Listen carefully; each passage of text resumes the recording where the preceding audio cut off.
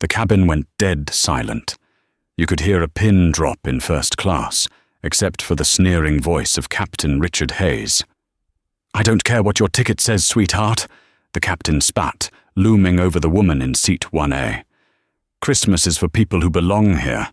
You are moving to the back, or you are getting off my plane. Now." He thought he was humiliated at a nobody. A woman in a hoodie he assumed couldn't afford the champagne on her tray. He didn't know he was shouting at the woman who had signed his paycheck that morning. He didn't know that the nobody in seat 1A was Kendra Brooks, the billionaire owner of the very airline he was flying. And before this flight lands, Captain Hayes is going to learn that on this plane, there is only one person who decides who stays and who goes. The snow outside O'Hare International Airport was coming down in thick, heavy sheets, coating the tarmac in a silence that felt almost peaceful. But inside the cabin of Flight 402 bound for Aspen, the atmosphere was anything but quiet. It was Christmas Eve, the busiest, most stressful travel day of the year. The air inside the first-class cabin smelled of expensive leather, sanitizing wipes, and the faint, nervous perspiration of the flight crew. Kendra Brooks adjusted the hood of her oversized, charcoal grey sweatshirt and leaned back into the plush velvet of seat 1A. She was exhausted. 48 hours ago, she had finalized the hostile takeover of Ascend Airways, a mid-tier carrier that had been plaguing the news with safety violations and customer service nightmares. The acquisition had been done through shell companies and lawyers. To the public, Ascend Airways had been bought by a faceless conglomerate. To the employees, the new boss was a ghost. And Kendra intended to keep it that way, at least for one more flight. She just wanted to get to Aspen to surprise her father. She hadn't slept in 2 days. She pulled her noise-cancelling headphones over her ears, closing her eyes, hoping to disappear into the music before takeoff. "Excuse me." The voice was sharp, prickly. Kendra ignored it, assuming it was directed at someone else. "Excuse me. Mom in 1A." A hand tapped her shoulder, hard. Kendra's eyes snapped open. She slid her headphones down to her neck and looked up. Standing over her was a flight attendant, her name tag reading Chloe. Chloe looked young, terrified, and pale. Her hands were trembling slightly as she held a manifest. But it wasn't Chloe who had spoken. Behind Chloe stood the pilot. Captain Richard Hayes was a man who wore his uniform like a costume of authority. He was tall, with silver fox hair that was perfectly coiffed, a jawline that had probably charmed 1,000 wealthy widows, and eyes that were currently cold and hard as flint. He wasn't in the cockpit where he belonged. He was standing in the aisle of first class, blocking the boarding flow. "Is there a problem?" Kendra asked, her voice calm but raspy from lack of sleep. "That's what I'm trying to figure out," Captain Hayes said. He didn't look at her face. He looked at her hoodie. Then he looked at her worn-out sneakers. Then he looked at the expensive crystal flute of pre-flight champagne sitting on her console. He sneered, a small, ugly curl of his lip. "Ticket." He didn't say please. He held out his hand, snapping his fingers. Kendra blinked. "I already showed my boarding pass at the gate, and to the attendant."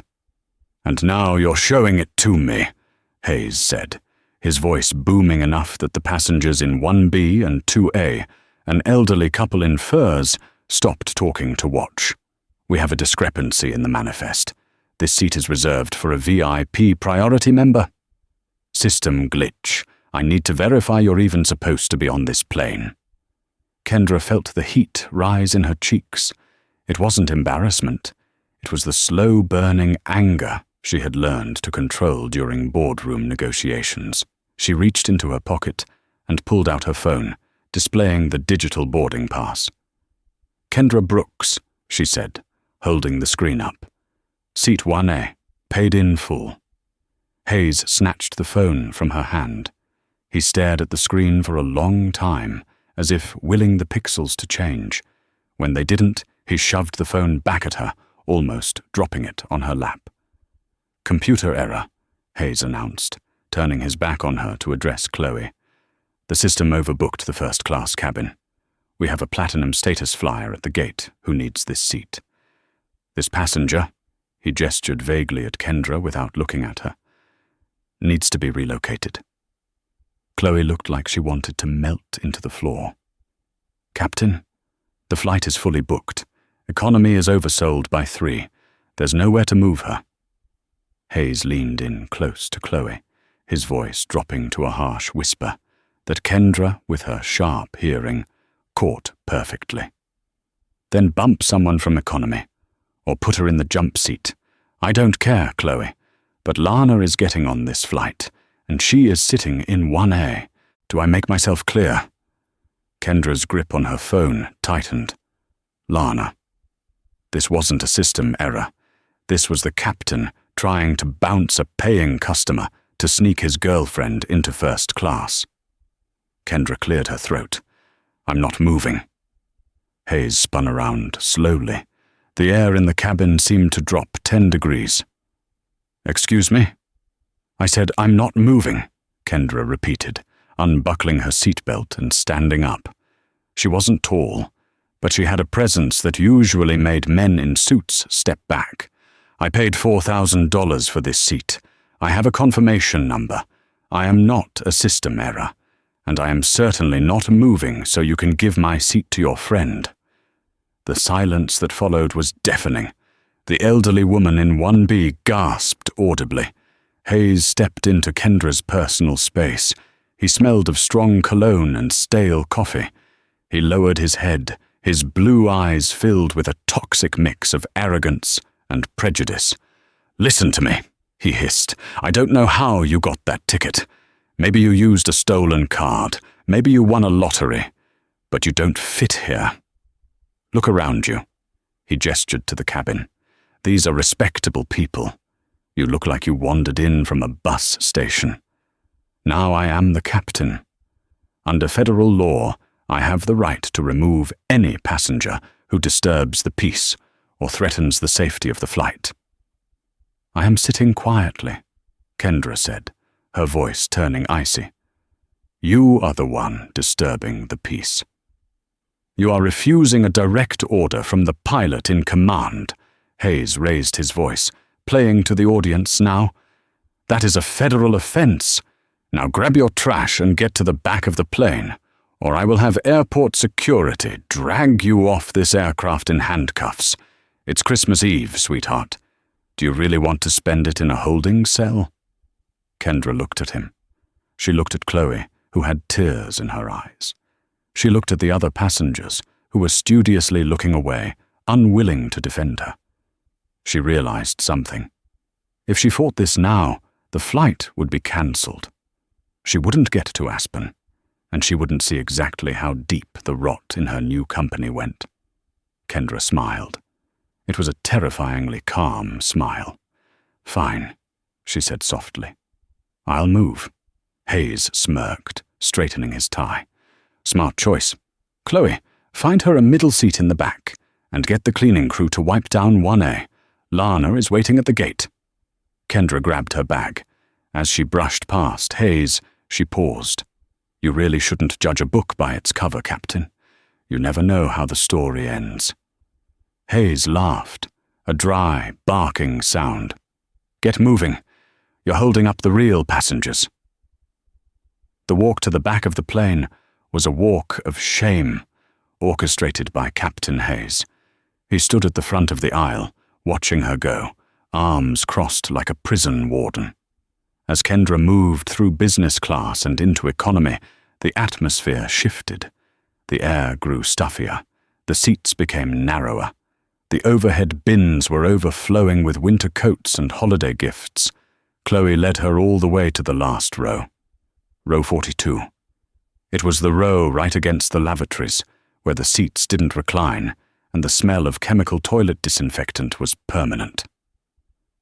"I'm so sorry, Mum," Chloe whispered, her voice cracking. I tried to tell him. He does this. He's the senior pilot for the region. If we report him, he writes us up for insubordination, and we get fired. Please, just don't cause a scene. For your own sake." Kendra looked at the young flight attendant. She saw the fear. This wasn't just a one-time jerk. Hayes was a tyrant who ran his crew on fear. "It's not your fault, Chloe," Kendra said gently. "What's your last name?" "Daniels," Chloe said, wiping her eye. "Chloe Daniels." "Okay, Chloe Daniels, you're doing a good job. Just get me a water, please." Kendra squeezed into seat 42B. To her left was a man who was already asleep and snoring loudly, his elbow jutting into her ribs. To her right was a teenage boy playing a video game at maximum volume without headphones. "Merry Christmas," Kendra thought. She pulled out her phone. She had no Wi-Fi yet, but she drafted a text to her chief legal officer, Marcus. "Draft. I need the complete personnel file on Captain Richard Hayes. ID number 18944 Alpha. Also, pull the manifest for Flight 402. Who is listed in Seat 1A now? She didn't send it yet." She waited. 10 minutes later, the plane was fully boarded. The intercom crackled. "Good evening, ladies and gentlemen. This is Captain Hayes from the flight deck. We apologize for the slight delay in departure. We had a minor passenger security issue that has been resolved. We're expecting a smooth ride to Aspen. Sit back, relax, and enjoy the service." Kendra gritted her teeth. Security issue. He was slandering her to the entire plane. Through the gap in the curtain, separating economy from business, Kendra could just barely see the front of the plane when the flight attendants moved through. She craned her neck. Walking down the aisle toward first class was a woman. She was blonde, dressed in a white faux fur coat that looked expensive but tacky, carrying a designer bag that Kendra instantly recognized as a knockoff. She was chewing gum and talking loudly on her phone. "I know, right? Ricky totally came through. He kicked some scrub out of first class for me. Yeah, free champagne, baby." It was Lana. Kendra watched as Lana reached row 1. She watched as Lana threw her coat onto the seat Kendra had paid for, treating the flight attendants like servants. Honey," Lana's voice carried over the hum of the engines. "My champagne is warm. Get me a fresh one, and make it snappy, I'm parched." Kendra sat back in seat 42B, the smell of the lavatory wafting over her. The injustice burned in her chest like heartburn. But as the plane taxied to the runway, Kendra began to formulate a plan. She wasn't just going to fire Richard Hayes. Firing him was too easy. He needed to be exposed. He needed to feel the ground fall out from under him while he was still in the air. She reached into her bag and pulled out a small, leather-bound notebook. She turned to a fresh page. Step 1. Gather witnesses. Step 2. Document the safety violations. Step 3. The reveal. The plane roared down the runway, picking up speed. The force pressed Kendra into the uncomfortable, non-reclining seat. "Hey, lady," the kid next to her said, jamming his elbow into her. "You're on my armrest." Kendra moved her arm. "Sorry. You shouldn't be back here if you don't fit," the kid muttered. Kendra looked out the tiny, scratched window as the lights of Chicago fell away beneath them. "You have no idea," she whispered to the glass. About an hour into the flight, the fasten seatbelt sign turned off. The service carts began to roll. In economy, the service was brusque, a bag of pretzels and half a can of soda. Kendra stood up. "Ma'am, the seatbelt sign is off, but we recommend you stay seated," a male flight attendant said. He looked tired. "I need to use the restroom," Kendra lied, "and I need to stretch my legs." She walked up the aisle. She needed to get closer to the cockpit. She needed to see what was happening in first class. As she passed through the curtain into business, she was stopped by Chloe. "Mum, you can't be up here," Chloe whispered frantically. If he sees you... I'm just going to the forward lavatory, Chloe. The rear one is... occupied, Kendra said smoothly. She stepped into first class. The difference was jarring. The lights were dimmed to a soothing blue. The air smelled better. And there, in Seat 1A, was Lana. Lana had her shoes off, her bare feet propped up on the bulkhead wall. A major safety violation, and just plain gross. She had 3 empty champagne glasses on her tray. She was laughing loudly at a movie on her screen, oblivious to the people around her. The cockpit door opened. Kendra froze. Captain Hayes stepped out.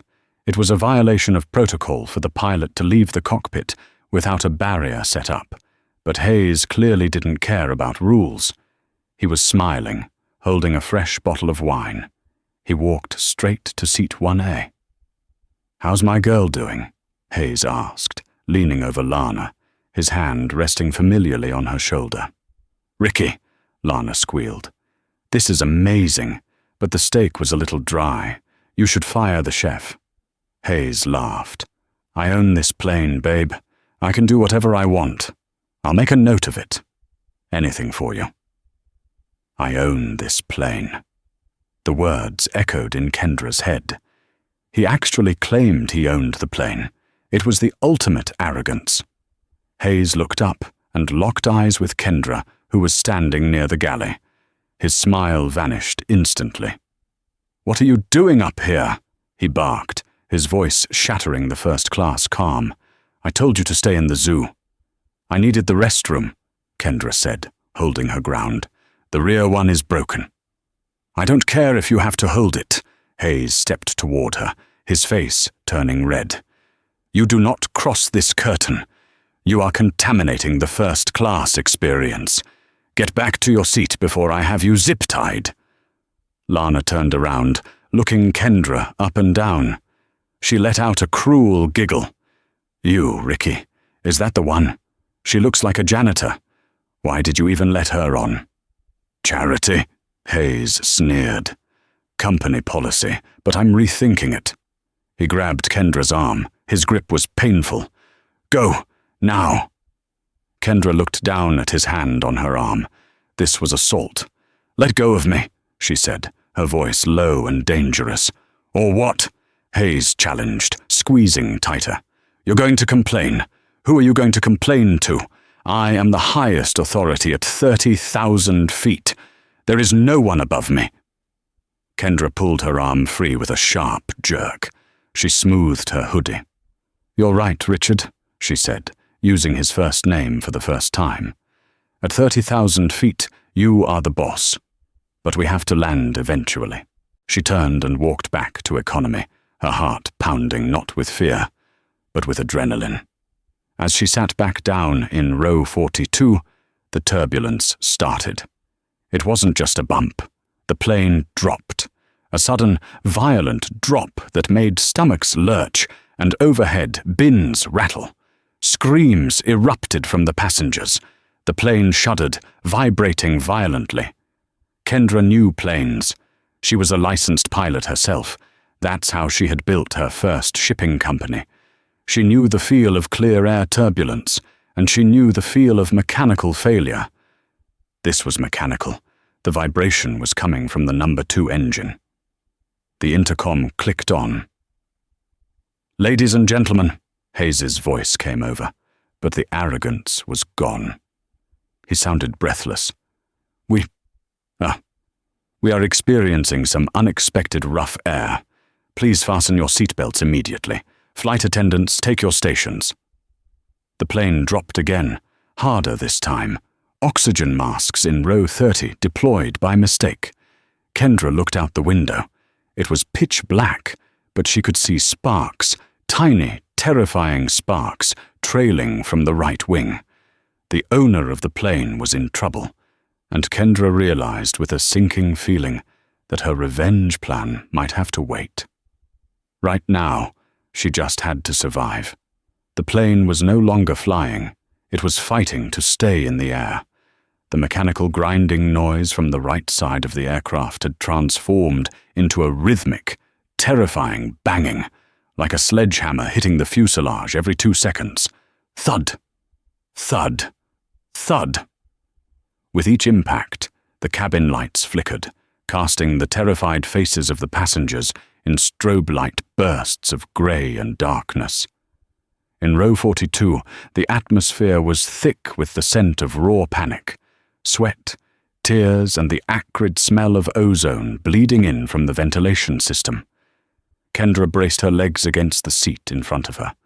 Beside her, the teenage boy, Leo, had dropped his game console. He was gripping the armrest so hard his knuckles were white, his breathing coming in short, hyperventilating gasps. "Are we going to crash?" Leo asked, his voice small and trembling, sounding much younger than his 16 years. "My mum is waiting in Aspen. She's waiting for me." Kendra reached over and placed a firm hand on his forearm. "Look at me, Leo." The boy turned his wide, terrified eyes toward her. "We are not going to crash," Kendra lied. She didn't know that for sure. The vibration suggested a compressor stall in the number 2 engine, possibly a turbine blade separation. It was catastrophic if not handled perfectly. But she needed him calm. The pilots train for this. The plane can fly on 1 engine. Just breathe. But up in the cockpit, the training was failing. Suddenly, the PA system crackled to life. It wasn't the calm, authoritative voice of a captain reassuring his passengers. It was the sound of an argument. Captain Hayes had keyed the mic, but in his panic, he hadn't realized he was broadcasting to the entire cabin. "I don't care what the manual says, Dawson.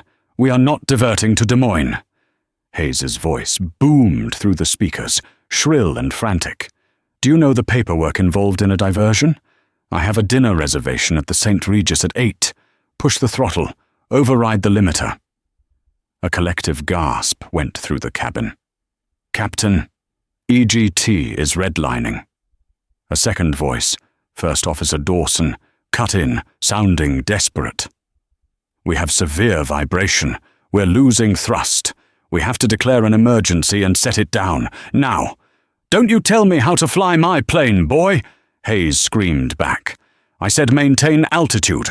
If we divert, corporate will be all over my arse about maintenance logs. We push through." The connection cut with a sharp static pop. Silence, except for the banging engine, reigned in the cabin. The passengers looked at each other in horror. The pilot wasn't trying to save them. He was trying to save his dinner plans and hide a paperwork trail.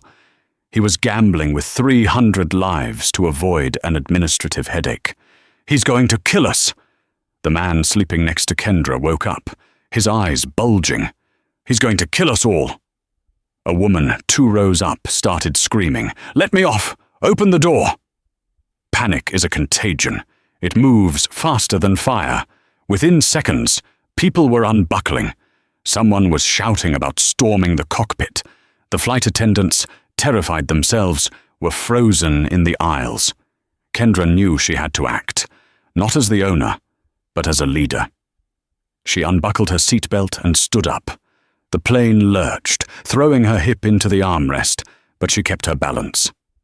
"Sit down." Kendra's voice wasn't a scream. It was a command.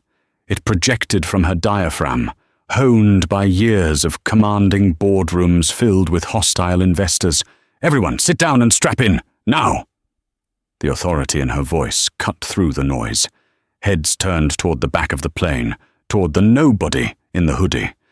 "You heard what he said," the screaming woman yelled back. "He's not landing."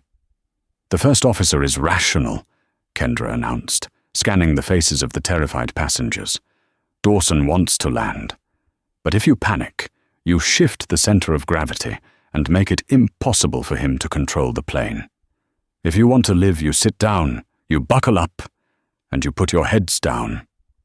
She looked at Chloe, the young flight attendant who was trembling near the galley. "Chloe," Kendra said, locking eyes with her, "get on the interphone. Call the cockpit. Tell Dawson the cabin is secured for emergency landing. Do it now." Chloe blinked, tears streaming down her face, but Kendra's calmness anchored her. She nodded, grabbed the handset, and punched the button. Kendra didn't sit back down immediately. She walked up the aisle to row 38, where a young mother was struggling to put an infant life vest on her baby.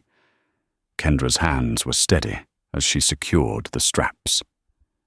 "Tighten it here," Kendra whispered. "Hold him close. You're going to be okay." As she moved back to her seat, the plane banked sharply to the left.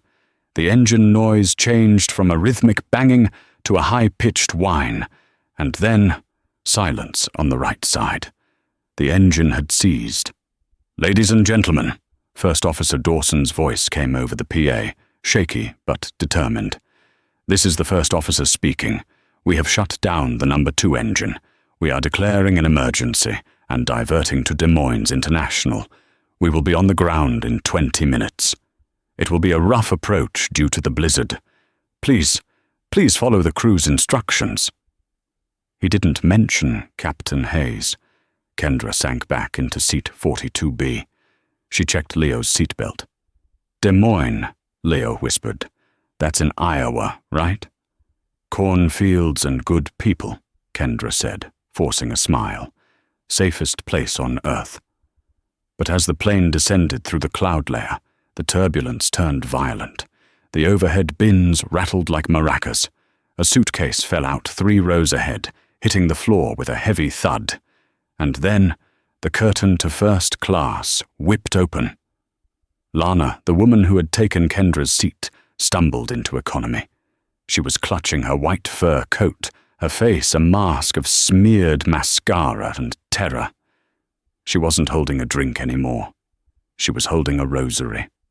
"I can't sit up there," Lana shrieked, looking for an empty seat. "I saw smoke. The wing is on fire. I'm not dying in the front." She tried to shove herself into a middle seat in row 10, sitting on top of a businessman's lap. "Get off me," the man yelled.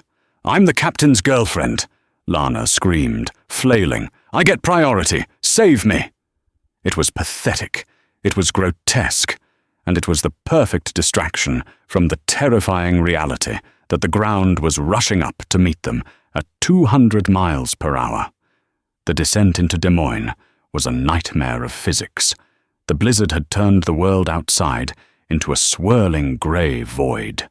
The wind shear was hammering the single-engine aircraft, tossing the Boeing 737 like a paper toy.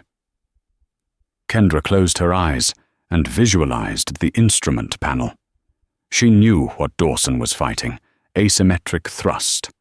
With only the left engine working, the plane wanted to turn right. He had to stand on the left rudder pedal with all his weight, just to keep the nose straight. It was exhausting, brutal work. And where was Hayes? Kendra suspected Hayes had frozen. She had seen it before in high-ego men. When their bluster failed, they crumbled. "Brace, brace, brace!" Chloe screamed from her jump seat, her voice breaking on the last word. Kendra grabbed her ankles, putting her head between her knees. "Head down, Leo! Stay down!" The wheels slammed into the tarmac with a force that felt like a car crash. The plane bounced, once, twice, hard enough to rattle teeth. The tires screamed as the brakes locked. The reverse thruster on the remaining engine roared to life, dragging them to a shuddering, violent halt. The plane skidded sideways, the nose gear sliding off the runway into the snow-packed mud. With a final, sickening lurch, the aircraft came to a stop, tilted at a crazy angle. For a heartbeat, there was silence. Then, the cabin erupted. "Evacuate! Evacuate!" Kendra didn't scramble. She unbuckled and immediately turned to Leo. "Go! Aisle! Move!" She pushed him toward the flow of traffic. The emergency exits over the wings had been popped open, and freezing cold air and snow swirled into the cabin. Kendra moved against the current. She wasn't leaving yet. She checked the rows around her.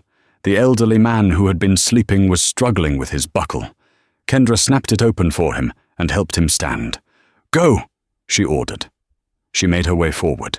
The aisle was a crush of bodies. People were screaming, climbing over seats. When Kendra reached the front of economy, she saw a sight that made her blood boil colder than the Iowa winter. The main cabin door was open, the emergency slide was deployed, and standing at the bottom of the slide, on the snowy tarmac, was Captain Richard Hayes. He was the first one off. He hadn't checked the cabin. He hadn't helped the passengers. He hadn't even waited for his crew.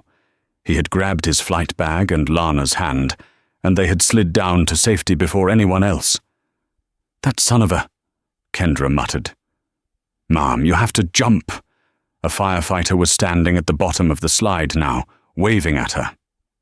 Kendra looked back. The plane was empty, except for the crew. Dawson stumbled out of the cockpit, looking ashen, wiping sweat from his forehead.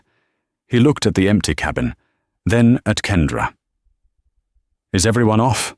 Dawson asked, his voice shaking. "I checked the back," Kendra said calmly. "Row 20 to 42 is clear. You did a hell of a landing, Dawson." Dawson looked at her, confused by this passenger who knew his name and spoke like a veteran pilot. "The captain. He just left. He said the structure might collapse." "He ran," Kendra corrected him. "Go. I'm right behind you." Kendra slid down the yellow emergency chute, landing in the slush and snow of the tarmac. The wind was howling, biting through her hoodie. Emergency vehicles surrounded the plane, their red and blue lights reflecting off the white snow. Passengers were huddled in groups, wrapped in foil blankets handed out by the fire crew, shivering and crying. Kendra stood up and brushed the snow off her jeans. She saw Hayes standing near a fire truck, wrapped in a thick wool blanket, holding a steaming cup of coffee that a paramedic had given him. Lana was clinging to his arm, wailing about her lost luggage.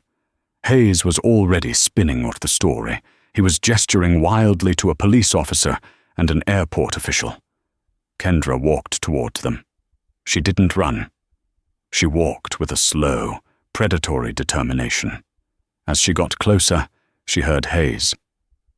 "Heroic effort, really," Hayes was saying, his voice regaining that fake baritone confidence. "The equipment on these older planes, it's criminal. I've been telling corporate for months that the maintenance cycles are being skipped. If I hadn't taken manual control and overridden the computer, we would have been a crater in that field. I saved everyone today." The police officer was nodding, taking notes. "Sounds like a close call, Captain." "It was," Hayes sighed, shaking his head.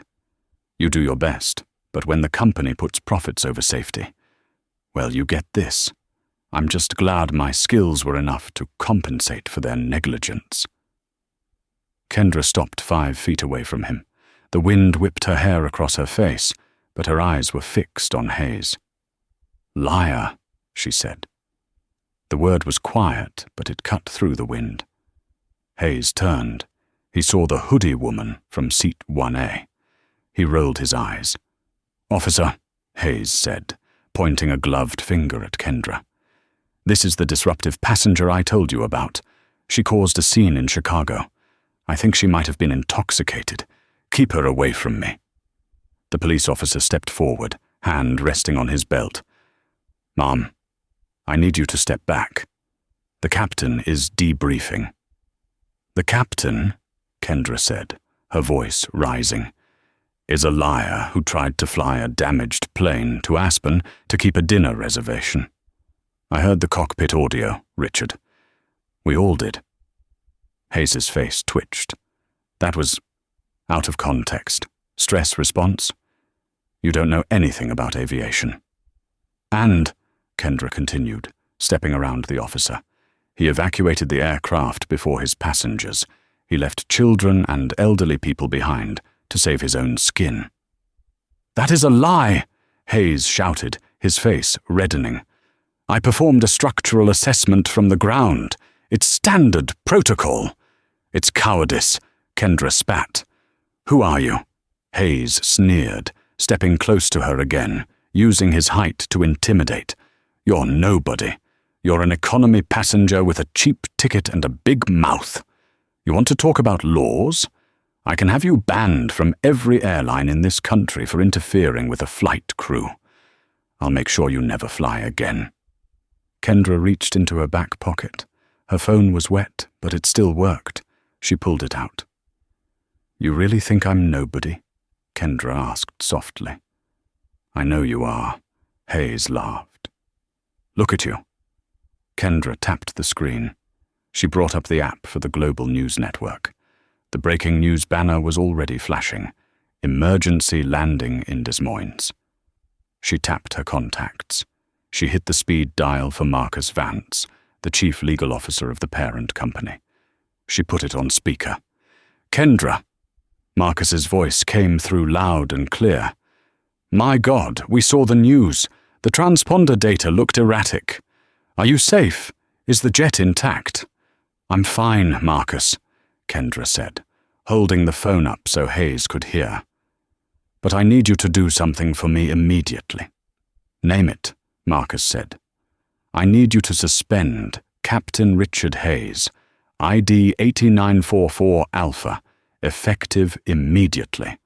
And I need you to send a private jet to Des Moines.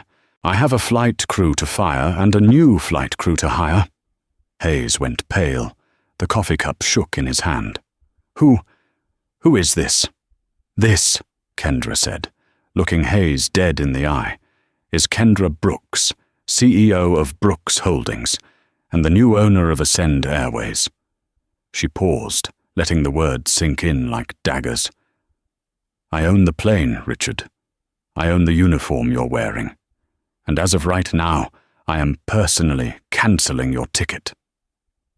The silence on the tarmac was colder than the wind. Hayes stared at the phone, then at Kendra. His mouth opened, but no sound came out. The arrogance that had shielded him for decades evaporated, leaving a trembling, pathetic man in its wake. "You," Hayes stammered. "You can't be. Brooks Holdings is, I thought." "You thought you could bully a woman in a hoodie because you assumed she was poor," Kendra finished for him. She lowered the phone but didn't hang up. "You assumed my value was based on my seat number. Big mistake." Lana, realizing the shift in power instantly, dropped Hayes' arm like it was burning hot. She took a step away from him. I didn't know, ma'am. He told me to sit there. He forced me." Kendra ignored Lana. She turned to the police officer, who looked stunned. "Officer," Kendra said, her voice calm and professional, "I would like to file a formal report regarding Captain Hayes' conduct, specifically endangering the lives of 184 passengers by refusing to divert during a mechanical failure and violating FAA regulation 4 CFR 91.3 by abandoning his aircraft before the passengers were safe. We have the cockpit voice recorder data to prove it." The officer looked at Hayes, whose face was now a sickly shade of grey. "Is this true, Captain?" Hayes wiped his mouth. I was assessing the... Look, Miss Brooks, surely we can discuss this. It's Christmas. I have a pension. I've been with this airline for 20 years. And for 20 years, you've probably been a bully, Kendra said. But that ends tonight. The airport shuttle buses arrived to take the freezing passengers to the terminal. Kendra turned to leave, but Hayes reached out, grabbing her shoulder in a last-ditch effort to beg. "Please," he whimpered. "Don't ruin me." Kendra brushed his hand off as if it were dirt. "I didn't ruin you, Richard. You ruined yourself. I'm just the one signing the paperwork." Inside the terminal, the scene was chaotic but warm. Des Moines International was a small airport, and the sudden arrival of a plane load of shaken passengers had overwhelmed the staff. Kendra walked through the sliding doors. The adrenaline was fading, replaced by a bone-deep exhaustion. She saw the passengers huddled in the waiting area, Leo, the teenager, was sitting with the elderly couple from first class. They were sharing a blanket. The social divide of the airplane had vanished. Trauma had made them all equals. When Kendra walked in, Chloe, the flight attendant, spotted her. "Mom!" Chloe ran over, still shivering. "Are you okay? I saw you talking to the police." "I'm fine, Chloe," Kendra said. "Are you okay?" "I don't know," Chloe admitted, her hands shaking. I think I'm going to quit. I can't fly with him again. He left us. He just left us." "You don't have to quit," Kendra said, placing a hand on Chloe's shoulder. "And you won't ever fly with him again. Captain Hayes has been relieved of duty." First Officer Dawson approached them. He looked exhausted, his uniform stained with sweat and oil. "He's gone?" Dawson asked. "Permanently," Kendra confirmed. Dawson let out a long breath, leaning against a pillar. "Thank God, I thought. When he refused to divert, I thought I was going to have to fight him for the controls." "You did the right thing, Dawson," Kendra said. "You got us down. You're the reason everyone is alive." Kendra looked around the terminal. The vending machines were empty. The few staff members were overwhelmed. It was Christmas Eve, and these people were stranded in Iowa. Kendra raised her phone to her ear. Marcus was still on the line. "Marcus, are you there?" "I'm here, Kendra. The termination letter is being drafted. Security is notifying the FAA." "Good. Now, I need logistics," Kendra said, looking at the tired faces around her. "I have 184 passengers stranded in Des Moines on Christmas Eve. I want 3 charter jets here within 4 hours. I want hotel rooms for everyone tonight, at the best hotel in the city. Open a tab for food and drinks, unlimited. And I want refund checks issued to every single passenger for triple the cost of their ticket. Overnight the checks." Marcus hesitated. "Kendra, that's going to cost almost $2 million. Kendra looked at the mother rocking her baby in the corner. She looked at Leo.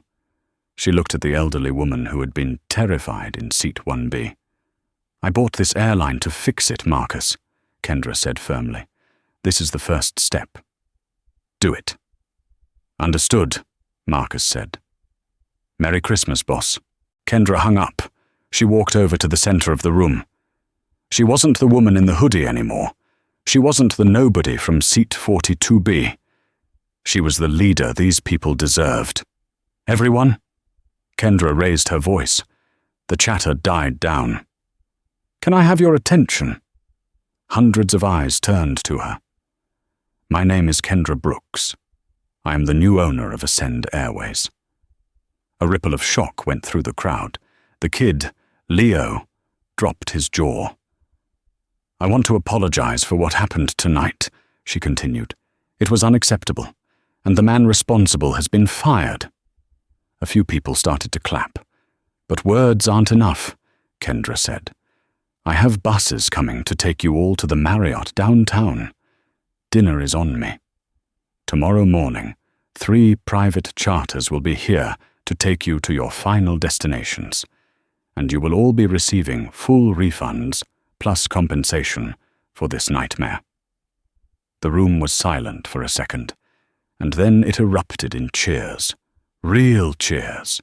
People were crying, hugging each other. Leo ran up to her. You own the plane. But you were in the back with us. You were sitting next to the toilets." Kendra smiled, ruffling the kid's hair. "The back is where you learn what's really going on, Leo. If I had stayed in first class, I never would have seen the truth." Just then, the automatic doors opened. Captain Hayes walked in, trailed by the police officer and Lana. He looked defeated, stripped of his authority. He wasn't wearing his captain's hat anymore. He was holding it. The room went silent. The passengers glared at him. Hayes looked at Kendra, surrounded by the people he had abandoned. He looked at the respect they had for her, a respect he had never earned, only demanded. He turned his head away, unable to meet her gaze, and walked toward the exit, disappearing into the snowy Iowa night. But the karma wasn't done yet. The Des Moines Marriott downtown was a beacon of warmth in the freezing city. The lobby was decked out in extravagant Christmas decorations, a 20-foot tree shimmering with gold ornaments, a roaring fireplace that smelled of hickory, and soft jazz playing over the speakers. It was a stark contrast to the terror of the last 3 hours. Kendra had turned the hotel ballroom into a makeshift crisis center. Waiters were moving through the room with trays of hot cocoa, sliders, and warm soup. The passengers of Flight 402, still wrapped in blankets but slowly regaining their color, sat in clusters, eating and talking. The shock was wearing off, replaced by a sense of bonded survival. Kendra stood in the corner of the ballroom, her phone pressed to her ear. She was speaking to Vance, her chief legal officer. "I want the audit started tonight, Vance," Kendra said, her voice low but intense. "I don't care that it's Christmas Eve. Wake up the accounting team. Hayes mentioned skipping maintenance cycles to save money. If he did that, it's not just negligence, it's criminal fraud. I want to know every bolt, every screw, every sensor that was ignored on his watch." "We're already on it," Vance replied, the sound of typing furious in the background. "And Kendra?" "I pulled his financials. You're going to want to hear this. Hayes has been charging personal expenses to the corporate account for years. Dinners, hotels, jewelry. He's been treating the airline's operating budget like his personal piggy bank." Kendra's eyes narrowed. "Good. Freeze it all. Lock him out of everything. I want him to feel what it's like to have zero access." "Consider it done. By the way, the NTSB just contacted us. They want to interview him." It looks like he wiped the cockpit voice recorder for the last 30 minutes of the flight before he left the plane. Kendra felt a chill that had nothing to do with the winter air. "He erased the evidence?" "He tried," Vance corrected. "But the data uploads to the cloud in real time on the new 730 Evans. We have everything. The audio of him refusing to divert, the audio of him panicking, and the audio of him leaving the plane first. He's finished, Kendra. He's looking at prison time." Kendra hung up the phone. Justice was coming, but she had a feeling the drama wasn't over yet. Just then, the heavy revolving doors of the hotel lobby spun open. A gust of freezing wind blew in, followed by Captain Richard Hayes and Lana. They looked wretched. Hayes's uniform was soaked, his expensive shoes ruined by the slush. He was shivering violently. Lana was mascara-stained, her fake fur coat matted and wet. They had clearly walked. No taxi would pick them up. The chatter in the ballroom died down. 184 passengers turned to watch the man who had abandoned them. Hayes didn't look at them. He marched straight to the front desk, trying to summon the last shreds of his authority. "I need a suite," Hayes barked at the young receptionist, whose name tag read Emily. "The presidential suite. And I want a bottle of Dom Perignon sent up immediately. I've had a hell of a night." He slapped a platinum credit card onto the marble counter. It was an Ascend Airways corporate card. Emily typed on her keyboard, her face neutral. She swiped the card. "Beep." She frowned. She swiped it again. "Beep." "I'm sorry, sir," Emily said politely. "This card has been declined." "Don't be ridiculous," Hayes snapped, his voice echoing in the silent lobby.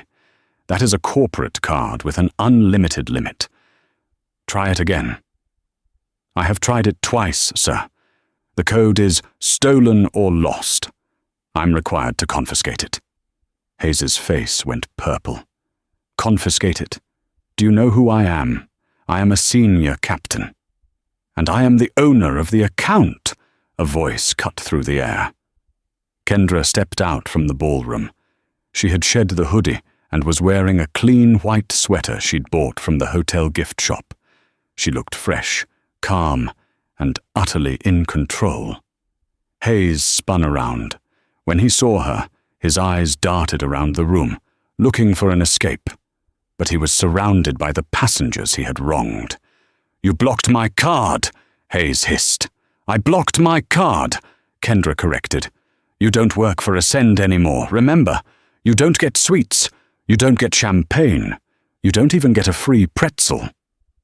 Lana, standing behind Hayes, let out a gasp. She pulled out her phone. "Ricky, my card isn't working either.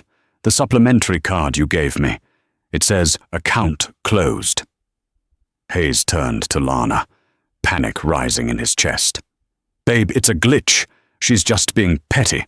We'll sort it out in the morning." "Sort it out?" Lana screeched. "We are in Iowa. It's Christmas Eve. I have no clothes, no money, and I'm freezing. You said you were a millionaire." "I am," Hayes yelled. "I have millions in assets." "Actually," Kendra interrupted, taking a step closer, "Vance just finished a preliminary audit. You don't have millions, Richard. You have debt. Massive gambling debt that you've been covering up by embezzling maintenance funds. You're not a millionaire. You're broke." The revelation hung in the air like smoke. Lana stared at Hayes.